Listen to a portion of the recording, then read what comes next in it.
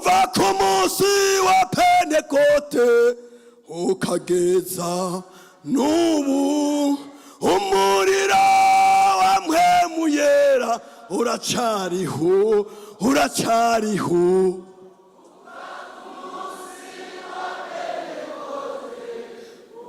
kugeza n'iyi saha.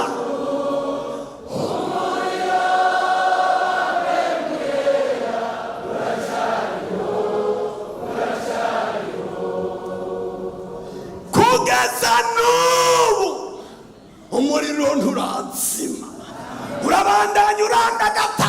Naha iwacu urimwo abavyumva mwese nimubishingire nawe muvuga muti amen.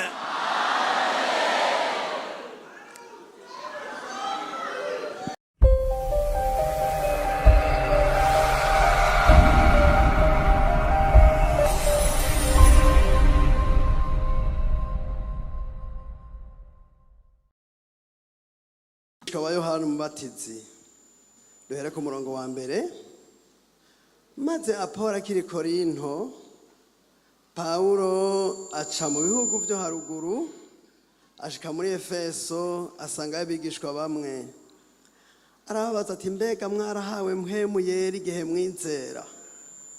Baramwishura bati, ntitwari bwanavyumve yuko mpwemu yera yatanzwe. Arababaza ati, none mwabatijwe umubatizo ki? Bati, umubatizo wa Yohana. Pawulo ati, Yohana yabatirije umubatizo wo kwihana, abarira abantu ko bakwiye kwizera uzoza hanyuma yiwe ni Yesu. Ku murongo wa 6, Pawulo amaze kubarambika ko ibiganza mpwemu yera baza ko bavuga izindi ndimi bavugishwa n'Imana. Abo bose bari abagabo nk'12. Imana ishimwe. Ibintu by'Imana biratomoye, birasobanutse.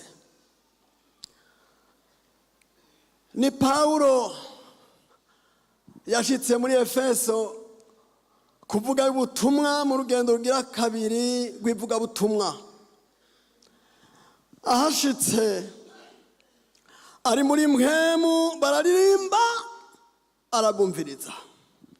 Barasenga, arabumviriza. Burya ibya mpwemu bimenywa n'abari muri mpwemu.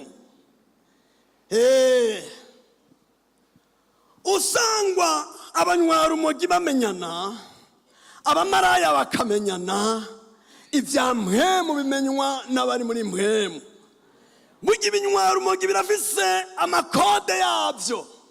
Iyo bibonanye biravuga ngo bro, ngo mpa nanje bro, ngo naje ndi munywanyi w'ifege bro, ngo naje kwiganja simva ko bro, kuko barabizi nanyemwo.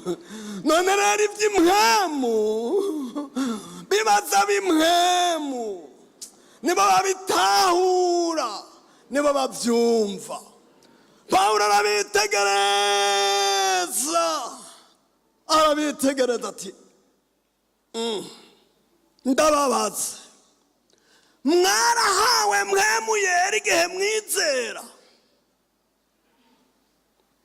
Ibyo ni biki? Mpwemu yera yaratanzwe, ntitwari bwanabyumve ibyo bintu. Ati, none mwebwe mwabatijwe umubatizo muki? Ni pasitori yatubatije nk'uko abandi babatizwa.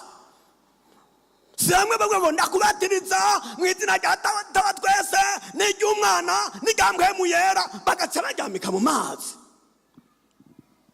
Ni umubatizo wa Yohana Umubatizi. Hari ibyo mutazi. Yohana abatiza umubatizo wo kwihana, mugabo akavuga ati, inyuma yanjye hari uwundi andusha ububasha, uwo azabatiza muri mpwemu yera no mu muriro. Arabibasigurira, arabibigisha. Barabyumva bati, ibyo bintu twarabihombye. Baca barapfukama ngo kibambika kw'ibiganza, basi buzuzwa mpwemu yera. haleluya. Muri aya majambo numva ngomba kubigisha icigwa ca mpwemu yera. Ngoma ndabibutse ku cigwa ca mpwemu yera.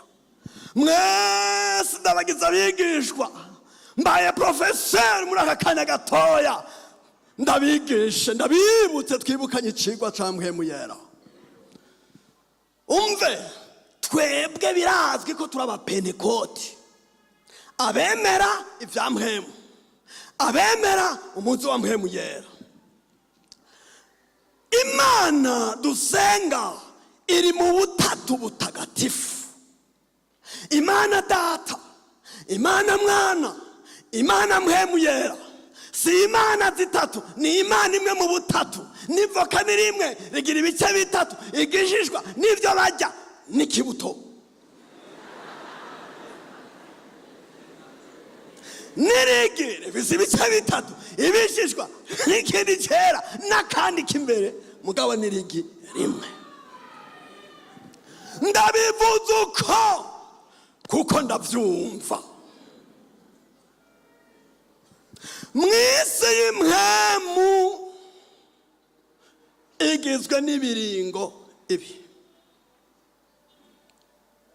kandi burya umuntu aca mu biringo bitatu. Hari ikiringo ca kahise, hari ikiringo ca kubu, hari n'ikiringo ca kazoza. Ica kahise uko cakubereye kose, warashonje, waragwanitswe, waragize ingorane, kizima Imana yagufashije ukakirengana.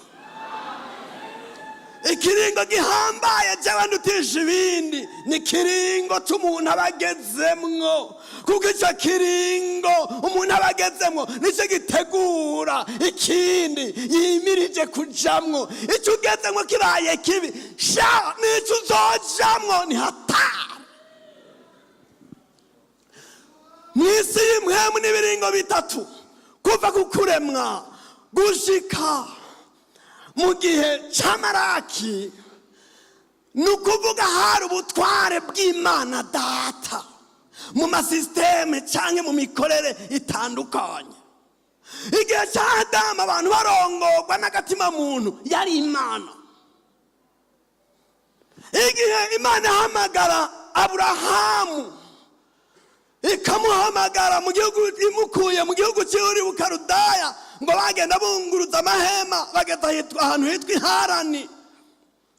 Imana iramugomwa, mu kumuhamagara iramubwira ati Aburahamu, va mu gihugu canyu no mu muryango wanyu no mu nzu ya so, uja aho nzokwereka nanje.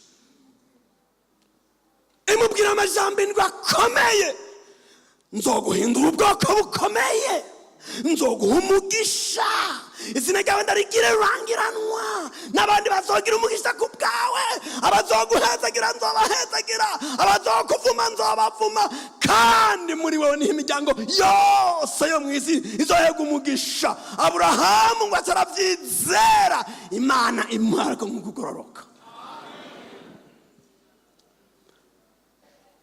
Imana niyo yakora mu gihe cyavugishwa n'Imana kugeza ku gihe ca Maraki. Kuva muri Matayo, kuva Yohana avuga ubutumwa, Yesu akigisha ubutumwa bwiza bwo kwihana, cyari ikiringo ca Yesu Imana Mwana. Ico gihe Yesu yaje yitwa Imanueli, Imana ibana n'abantu. Ni imyaka 33 gusa, hanyuma kugera umunsi aduga. Guhera umunsi aduga rero kugeza iyi saha, hari hatanguye ikiringo ca mpwemu yera. Nico gituma duhora turirimba ngo kuva ku munsi wa Pentekote ukageza n'ubu, umuriro wa mpwemu yera uracariho, uracariho.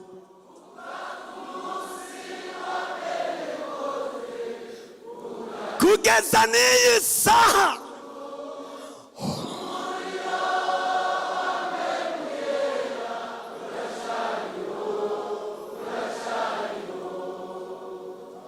kugeza kugeza n'ubu umuriro nturazima, urabandanya urandagata n'aha iwacu urimwo.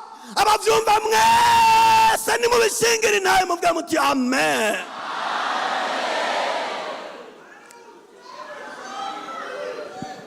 Kugeza n'iyi saha, reka sha twibandanirize bene data, ndababwira uko mpemu yabizanye muri cewe. Umva, hari intambuko zitatu umuntu wese yemeye kuba mu bigishwa ba Yesu acako. Intambuko ya mbere ni ukwihana. Nibwo butumwa bwiza Yohana yaje avuga, na Yesu nibwo yaje avuga ati mwihane kuko ubwami bwo mw'ijuru buri hafi. Intambuko igira kabiri ni ukubatizwa mu mazi menshi. Ivyo bikurikirwa n'umubatizo wa mpemu yera. Nagomba ndakubwire ugahusha shauri yako ni ngazi zitatu: kwihana, kubatizwa mu mazi menshi no kuzura mpemu yera. Umunsi Yesu aduga mw'ijuru akigomba kugenda, hari aho yari kumwe n'abigishwa biwe, atangura kubabwira ati bene data, ivyo bavyiza nuko nzogenda, kuko ni ntagenda muzoba muhomvye. Atariko reka ngende, ninagenda azobarungikira umwitsa, azobana namwe, azoba muri mwebwe. Uwo abisi ntibashobora kumuronka ntibanamuzi, ariko mwebwe azoba muri mwe, azobana namwe, mbere azokwabira ku vyanje abibamenyesha.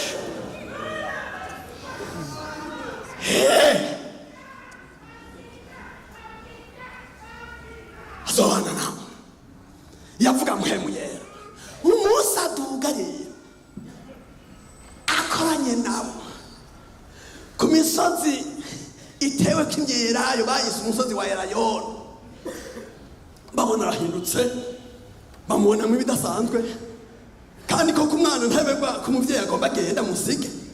Iyo agiye barazigana kajana, abatarama ati mwarimu ugomba ugire kudeta, ugomba twiganzura abaroma ugarukane ingoma y'Abisirayeli. Tumva, sikia, sikilizeni enyi watu wangu, si vyanyu kumenya ibihe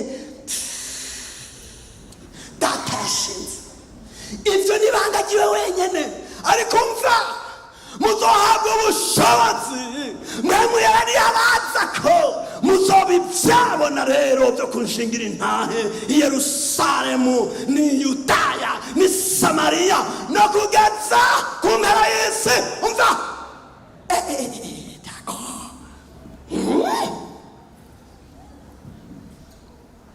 sinzi ko ivyo bintu muvyumva. Yararira kubabwira ati mwebwe muze mugume i Yerusalemu, murindire, hari ikintu data yateguye, ntimuze muhave mutakirose. Mbega iri jambo mwaryumvaga yemwe? Muzohabwa ubushobozi mpemu yera niyabazako. Ni ukuvuga ngo mpemu yera atarabazako muri abantu nk'abandi, mpemu yera atarabazako muri abanyedini, muri abishirahamwe, ariko mpemu yera niyabazako muzokumva ibintu bihindutse. Hari ububasha buzobinjiramo, si urumogi muzoba mwanyoye. Umva, mpemu yera niyabazako muzoba abandi bantu, hamtakuwa watu wa kawaida. Oya, muzohabwa ubushobozi. Aho rero niho abantu b'Imana batandukana na mwese. Abanyedini nico babuze. Umbiza tubarushije n'ubushobozi bwa mpemu yera. Nagomba ndabatangaritse, ufise abana batarigira mpemu, ukagira abavyeyi batagira mpemu, uzoba wambaza jewe nzogushingira intahe data atarakizwa. Niho hariho abantu bari babi b'ababyeyi, jewe vrema nari mfise data agoye, ariko aradukubita akantu gatoya, yadukubita kujya bakubita inzoka. Nimwiyumvire namwe ahagaze aho jewe ndaramwisekuru ngo mpinduke umukobwa, ndagwihambagira ngo urwo rusekuru, kuko yatubyara turi abana batandatu, abahungu batatu, akama tukamama ngo sinshaka ubwo bushuri, adufazaga dukubita ngo ariko icoma agakobwa. Nanjye ndavuga nti ariko jewe nawe umukobwa gamana nawaduhutse inkoni kandi bize urusekuru ndagwihambagira mwoyo.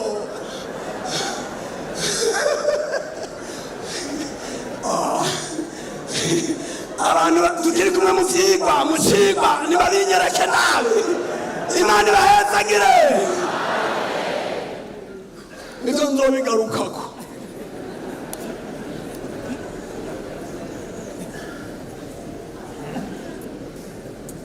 Umva ico ndiko ndavuga.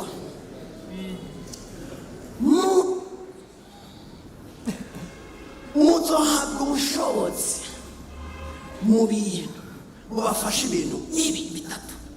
Ikintu ca mbere yavuze ngo muzohabwa ubushobozi bwo kunesha icyaha. Harya kamere y'umubiri y'umuntu ntiyoroshe bene data, kamere y'umuntu ntiyoroshe.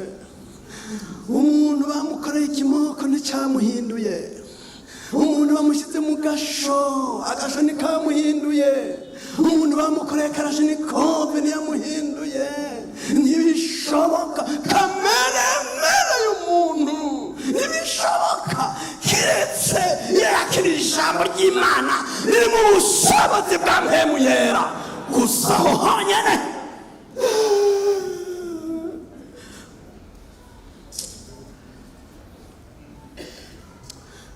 Yesu yavuze amajambo akomeye, ariko abwira abigisha be yababwira ati muzobamenyera ku vyo bama. Ivyamwa igihe yaza mu isi yasanze ibinyedini bitandukanye. Mu nyigisho ziwe yaza ari nk'umuganga avura imitima, asanga abanyedini gusa batagira ikibanza, bagatinya gusambana, bagatinya ubwicanyi. Arababwira ati umva ndababwire, ijisho ryawe niryagutsitaza, jewe ndi dogiteri, kandi mbwiye dogiteri niwe yopera. Umviriza jewe nka dogiteri nibaryopere barinogore, vyokubera vyiza winjiye mu bwami bwo mw'ijuru ufise ijisho rimwe, akuje muri gehinomu ufise amaso yose. Yerekanye yuko hariho abantu bacumuzwa mu vyo baraba. Ukuboko kwawe ntikwagutsitaza, kuko hariho abantu bafise amaboko bagenda bakorakora. Mu kuboko niho abantu bahindutse amazina, bahindura ibiharuro. Ntikwagutsitaza, nibakwapere baguce. Vyokubera vyiza kwinjira mu bwami bwo mw'ijuru ufise ukuboko kumwe, hako winjira muri gehinomu ufise amaboko yose. Nk'uwo muganga mukuru ariko arigisha, yarakora ibintu bidasanzwe. Abantu bigishije bavuga ngo igihe Yesu yaza, ngo yaje ngo bari barasize ngo irembo ngo nizocamwo Mesiya, ngo bategura n'intebe ngo yiwe. N'umuntu umwe yavyigishije, sinzi aho yabikuye. Umunsi ngo yinjira mu rusengero, ngo atayicara kuri iyo ntebe, n'ibindi bitabo babivuga. Mugabo ngo umusanzi w'indi ngo acamuzanira igitabo, umuzingo w'igitabo ngo asome. Ariko arasoma, yareka ijambo ngo umva mwami w'Uhoraho ari kuri jewe. Yumva mwemu niwe akora ibintu bitarimo esheke. Reka mbandanye.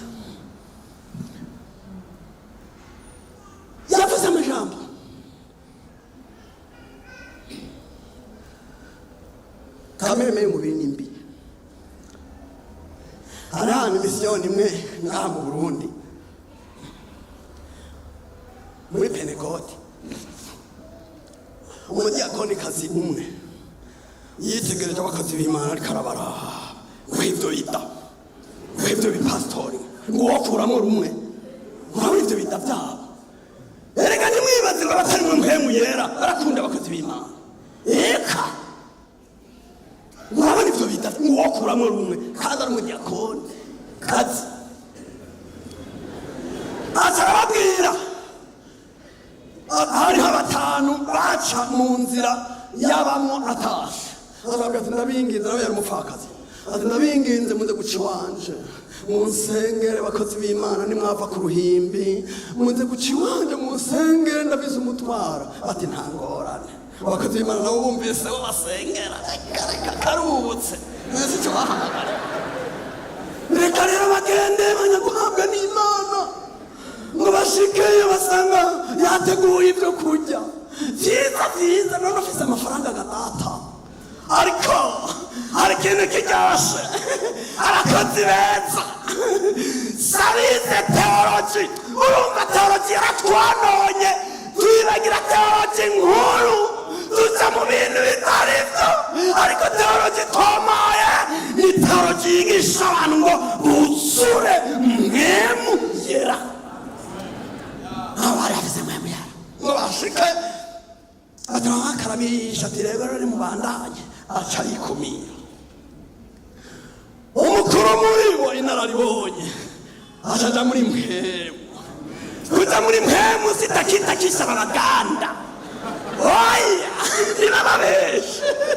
Umuntu araja muri mpemu akavuga ngo takitakisha abaganda adati atanyiganze. Amen.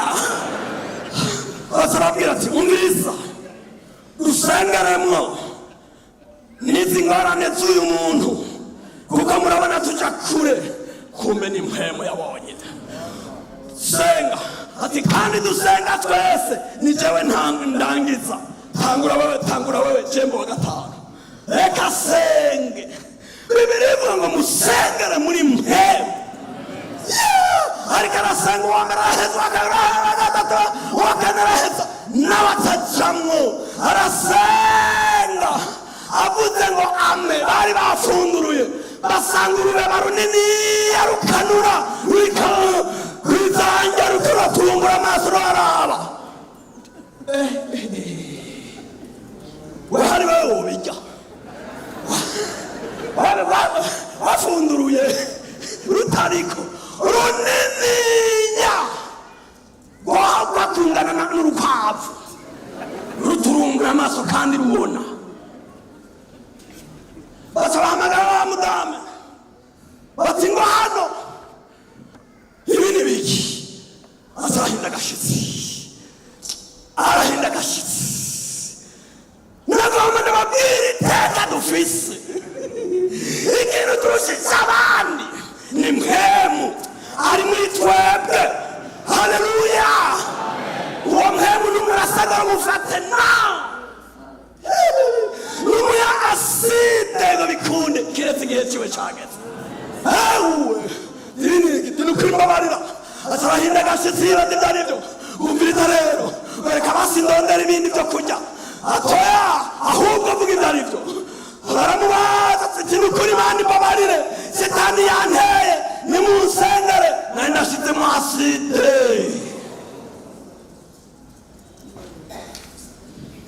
Kameremere mubiri nimbi muzohabwa ubushobozi bwo kunesha icyaha. Nta wundi muti naho waratizwe mu mazi menshi ukeneye ubushobozi kunesha icyaha. Cya kabiri ubushobozi bwo gushingira intahe Yesu. None siko yavuze ngo muzohama ibyabo nabyo kunshingira intahe, kuvuga ibya Yesu uko biri. Bene data basigutse murabyumva neza. Kuvuga ibya Yesu uko biri nta korosha nta kugabanya, n'umurongo ugoroye nukata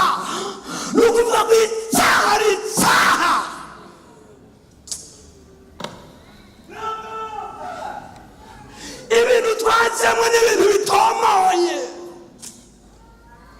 n'igisota gikomeye twakijemo tukizi, twarashishoje turamenya ko ifise amategeko. Ntakwiba ni ntakwiba, ntakubesha ni ntakubesha, ntagusambana ni ntagusambana, nta bintu by'amanyanga, kuko naho wogira amanyanga ntiwohenda mpemu yera. Emwe Dawidi yari yabigaragaje kwera.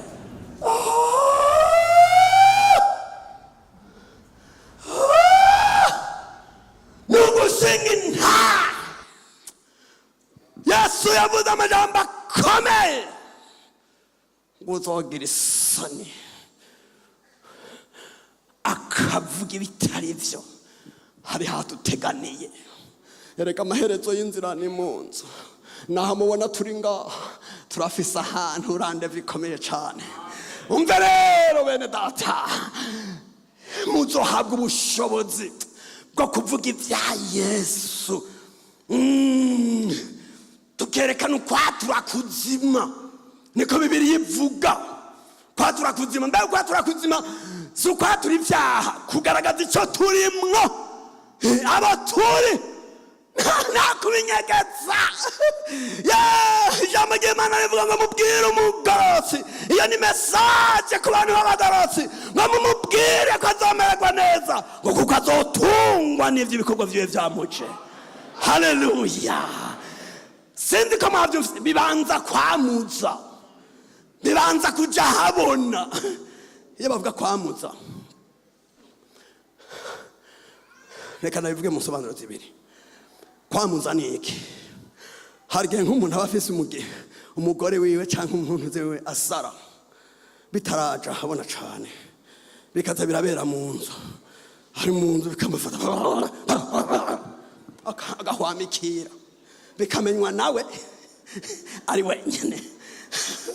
Ariko hageze aho mu isoko n'abantu babona bitangwe, baca bavuga ngo ngwiki, ngo byamuje.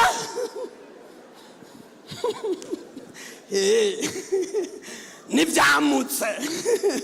Reka mbwire mesaje abantu babijemwo, abantu babyinjiyemwo, binjiye muri ibi bya Yesu, bakiriye amajambo y'Imana, nimwakira ubushobozi.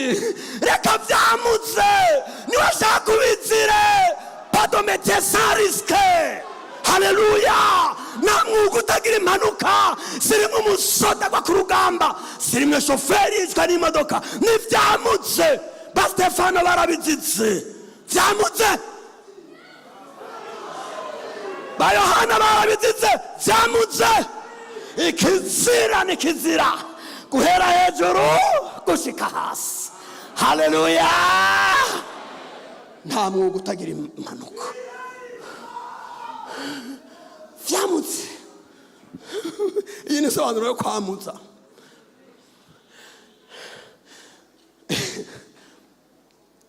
Iyo ikawajyamye cyane hajya muci, bakavuga bati yo, bijya byamye biba byamuje, ni byamwa byabyo, dushaka bibanze byamutse, ukabigendera aho uri hose. Yesu nashimwe. Banyeshuri muracyakurikiranye? Seansi igomba irangire, muracyakurikiranye? Sawa, murabigishwa beza. Ubushobozi bundi, ubwa mbere bwo kunesha icyaha, bwa kabiri bwo gushinga intahe. Oya, sinabasigira akantu karaho. Umukristo w'ahantu imurengeza mu karere wacara hazi, n'umukristo abakujyaga muri village ya 5. Uwo mugore yarakijijwe, yakira n'ubushobozi bwa mpwemu yera. Hanyuma rero akaba ahantu irembo n'umuntu wo mu idini raho, yigishijwe n'umuteoloji akomeye cyane. Hanyuma rero akama mwitegereza uwo muri iryo dini, akavuga ati basha, none uyu mugore ahubwo niyocumura wewe, akamugerageza. Umunsi umwe atuma umwana we ngo genda umuntirire isahani y'idisi. Arayimutira ayimuhaye, aca aragenda arayimena, azana igipande ati mushire. Nawe acaja ngo arabe ingene acavuga. Ayimushiriye, umwana w'uyo mukizwa ayakiriye, azavuga ngo ma ngwe bayimenye. Aca mufata ku munwa, oya ntaco nta ngorane, reka nawe yari kukumenekerako. Kandi ga mwana umenye ko urya ari mama, umubanyi niwe muryango w'umwana, reka sawa. Iniya kabiri gutyo, niya gatatu gutyo, niya kane gutyo, niya gatanu gutyo, abona ntacumuye. Banza umurishira ku munzane, mwishire hamwe urabe nawe. Hanyuma mbandanye none uwo mugore aravuga ati reka ndagutuma ikindi kintu, genda umutire ibido canke ijerekani. Murayumva? Aragenda ati mama avuze ngo mutize ibido avomeshe. Ataragenda aravoma, avomye aca arayicurika, arondera umusumari munini, arayihubagura munsi nk'intoboro 50. Ataramuha ngo mushire. Ataraga ati ubuhoho ntagera adacumuye, ntagera atavuze nabi. Yaratumbere ngo amwagirize ko ari umuntu nk'abandi. Niba babeshe uri muri twebwe ari utore mu bese semame. Urumva ati nuko ayijanye acara isuzuma kuko arasanzwe amumenyereye. Ngo mama ngo kanda babana ngo atagenda ariruka mu matato ya mwana, reka ntucumure. Aha nopfa niwazosigara kureze mwana wa umubanyi niwe muryango, kandi twebwe turabakizwa. Agakiza kaduhotorera abapagani badashoboye, nuko ariko kandi tubishobozwa na mpwemu yera. Reka ntaco Imana izoduha iyindi. Wa mugore ariko araraba yiteguye ngo bakamarane, aza yumva aracumiswe, atangura kwiyumvira ati yemwe nk'ubu twopfa. Jewe ndabona jewe sinoji urya mugore agiye, kuko jewe padiri ntiyanyigishije ibi bintu. Nkubi nkuba yonkubita noja hehe. Atagenda ariruka arashika ati mwene data oya mbabarira, ahubwo njana aho wakuye ibi bintu bigushoboza kudacumura nk'uku umuntu akugerageza ukanesha. Njana iwacu ntabiriyo. Atamufata ukuboko aramujana imbere y'Imana, aba aramurovye. Umva ikimenyetso ca mbere cerekana abantu barimwo mpwemu si ukuvugishwa, nukunesha icaha. Urumva? Nukunesha icaha.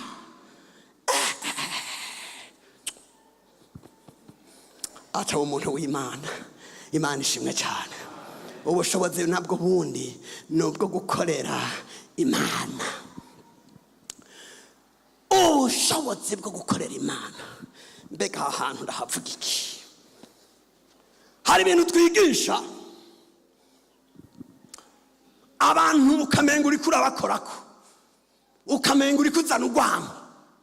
Niwigisha abantu bagize sawa, ariko babwiye gukorera Imana. Jewe ndafise ibintu vyandiye. Iwacu hari umugwi witwa Bumamuru ukina mu Cibitoke. Iyo uramuzuza gukinira hafi iwacu, abantu baratanga amafaranga n'amatika gahera. VIP barisha 5,000, abandi 1,000. Mugabo iyo hageze mu gushikanira Imana ijana. Kandi ibyo dufise ari bisigi.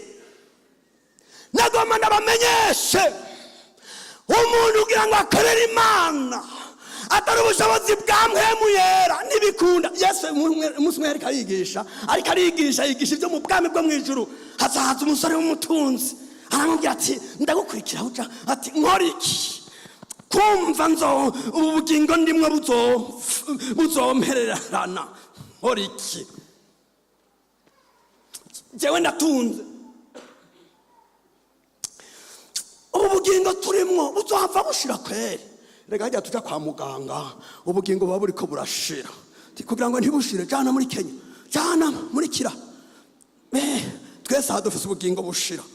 Mugabo kandi abakizwa barimo ubugingo budashira. Imana ishimwe. Aga tuja kwa muganga ati ubugingo burashize ntibushire nyarukana kwa muganga. Arabyigisha ati uzohava bushira kweri. Mwarimu nkora iki ngo nze ndago ubugingo budashira? Ati witondere ibyagezwe. Ati jewe narabyitondeye guhera mu buto bwanje. Ntukibe. Ati mwarimu jewe aho ubona sindiba, nta n'ikaramu mu ishuri, nta n'umuzungu ndatembereza. Iyo ni trisheri rero. Aya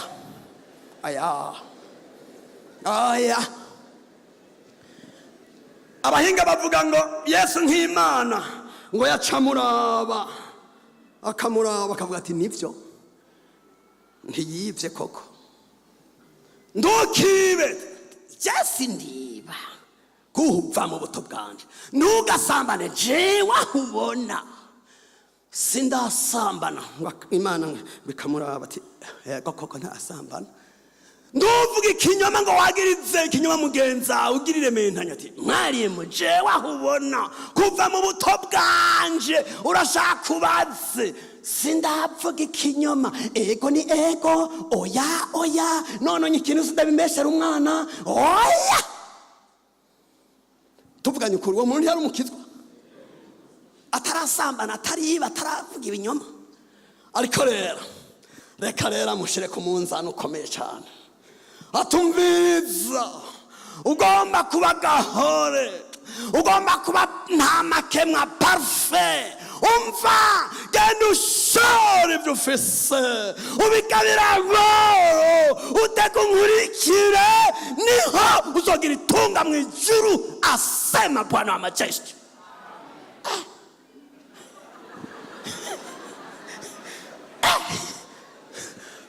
Mwarasomye ngo yaciye agenda babaye ngo ko yari afise itunga rye. Abantu benshi umutegura aho nyene. Ariko iyo mpemu yamanutse, iyo mpemu yaje akwereka ko bucubisika ukabitsa ubutunzi, aho ibisumana inyenzi bidashika. Ntiduharanire kwigisha abantu gutanga, tubabwire buzure mpemu. Nibuzura mpemu, rafiki yangu ibintu bizogenda neza. Mpemu yaje akaza ari mpemu yera. Reka Imana ishimwe cyane. Imbere kurangiza ngomba ndakubwira ikintu. Mu mateka y'isi abagize ikimazi n'abantu baba bari mu mpemu. Murasoma murabe guhera mu itanguriro kugeza umwami avuga mu gihe cya Yosefu ati twabona hehe umuntu nk'uyu ari mu impemu y'Imana. Mu ntara zose twamubona hehe, nta wundi akwiye guhabwa amabanga, yaba leta nayibwira. Nese ndayibwira nti ugaha abantu amabanga abatari mu mpemu bazogutwarira nabi, bazokonona, bazogirira nabi. Abaprofeseri batarimwo mpemu barica n'abana bigisha. Attention yemwe abanyamabutike, abantu bafise ubuzi batanga, raba buha uzohomba, bazokwiba. Mwabakozi mufise abapatro batagira mpemu, bazobicira amateka. Mwabakobwa mwe, mwabahungu mwe, kamara kamagambo ni nabuja wa Yosefu. Ariko impemu yari muri we yamubwira ngo stop.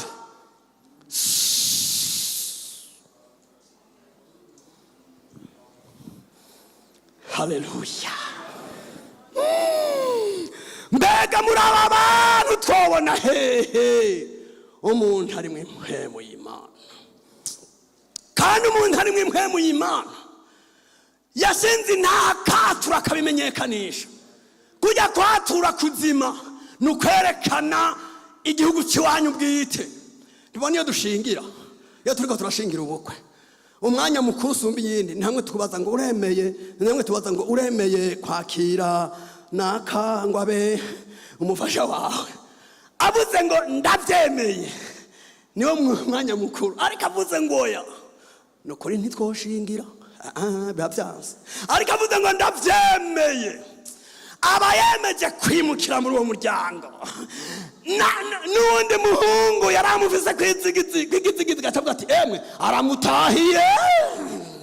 Iyo dushinze intahe tukavyemanga, abadayimoni baca bavuga ngo ijuru riramutahiye. Haleluya. Leta ya Repubulika yo mw'ijuru bagaca bandika uwo yagize ingorane. Hari igihe igihugu cy'impwemu kivyura greve, kikavyura greve ati ntituvyemera, ntituvyemera. Dawidi ari mu mpwemu, burya mu buryo bw'umubiri ngo kari gatoya, ariko mu buryo bw'impwemu yari Imana inyegeye muri we. Byari byavyusa ati no, iyo ntakebwa jewe ndavyumva, ndumva ni uwo mumpa. Ariko aragenda ntatize igisata, ntataciye muri isikamu, ariko Imana yaramukomanda. Hariyo komanda mukuru yamubwira ngo aso progresse. Haleluya. Ya aragenda kwa Goliyati kavuga ati iyo ni indi tactique, inkoni, mbega mbaye imbwa. Ariko Imana yariko iramukomanda imubwira. Ari ahantu nize ishuri rya Bibiliya, twari tugeze aho hantu turiko turiga, umuprofeseri umwe aravuga ngo interrogation non avise, ngo ni kubera iki ngo Dawidi yatoye amabuye 5 y'imburungu. Twigana n'abanyeshuri 12 ndavyibuka aho hantu. Hanyuma rero Imana irandongora, kandi ico kibazo ko kabazo n'ije nagatoya cenyene. Nagiye guseruka ahantu hanjana muri Bibiliya, mu gitabo cya 2 cya Samweli igice cya